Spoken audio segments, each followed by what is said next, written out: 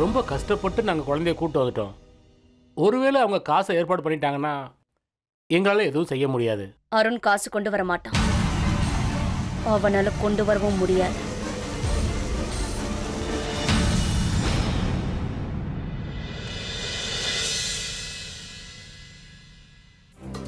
எனக்கு எனக்கு ரொம்ப பயமா இருக்கு.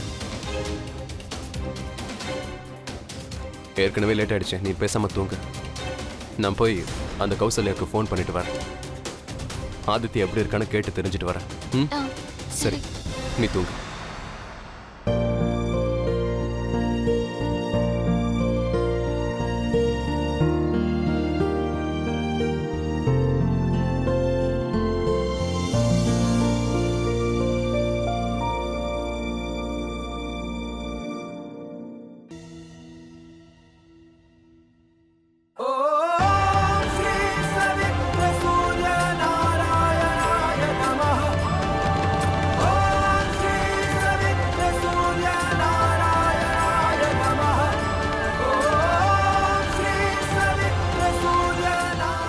ஜெய் ஜெய் துர்காதேவி.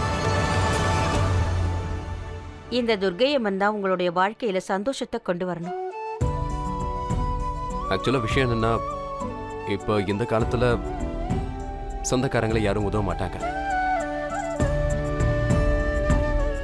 ஆனால் நீங்கள் நாங்கள் யாருன்னு தெரியாமல் இருக்கும்போதே உதவத்துக்கு தயாராக இருந்தீங்க.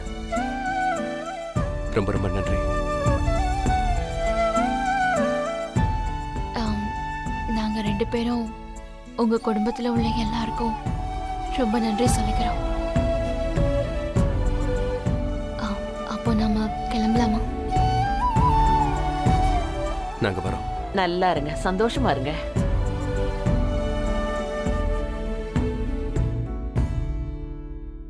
இந்தாங்க, இது உங்களுக்கு தான். படத்தை கொடுத்து குழந்தைய கூட்டிட்டு வா.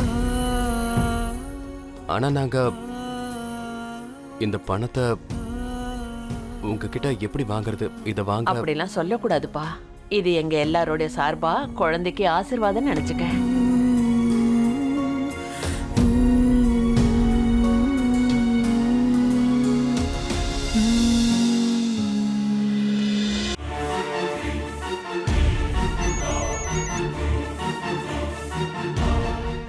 சுமதி, அருண், நானும் பாட்டியும் 10 லட்சம் ரூபாய் ஏற்பாடு பண்ணியிருக்கோம்.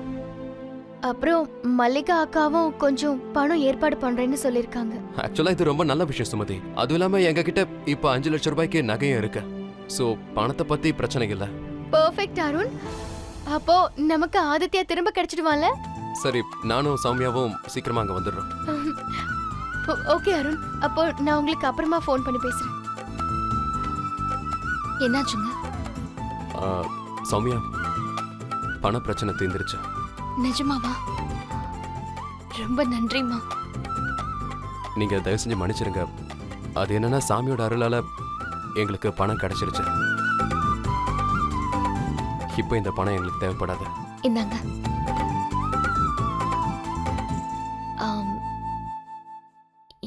என்னோட தங்கச்சி, என் தங்கச்சி சுமதி, அவளால என் கஷ்டத்தை பார்க்க முடியாது. அதனால அவ தான் பணத்தை ஏற்பாடு பண்ணிருக்கா. எங்களுக்கு அது போதுங்க. உங்க எல்லாருக்குமே ரொம்ப ரொம்ப நன்றி, ரொம்ப நன்றி. சகோதரிகளோட உறவு இப்படித்தான் இருக்கணும். உலகமே நமக்கு துணையா இல்லாம போனாலும் சகோதரி மட்டும்தான் என்னைக்கும் நமக்கு துணையா நம்ம கைய பிடிச்சுக்கிட்டு நிப்பா.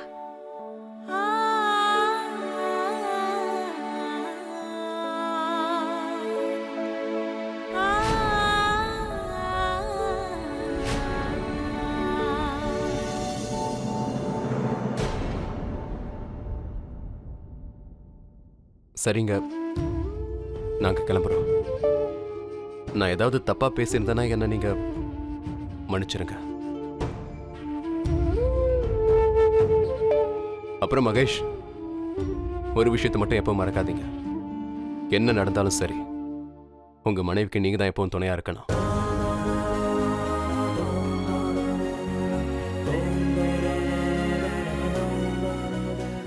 ஏன்னா இந்த மொத்த உலகமும் உங்களை எதிர்த்து நின்னாலும் கூட உங்க மனைவி உங்களுக்கு துணையா இருப்பாங்க. Best of luck. தேங்க்யூ. வரோங்க. பத்திரமா போயிட்டு வாப்பா. வா சௌமியா. இப்ப சந்தோஷமா? உன் குழந்தை உனக்கு கிடைக்க போகுது.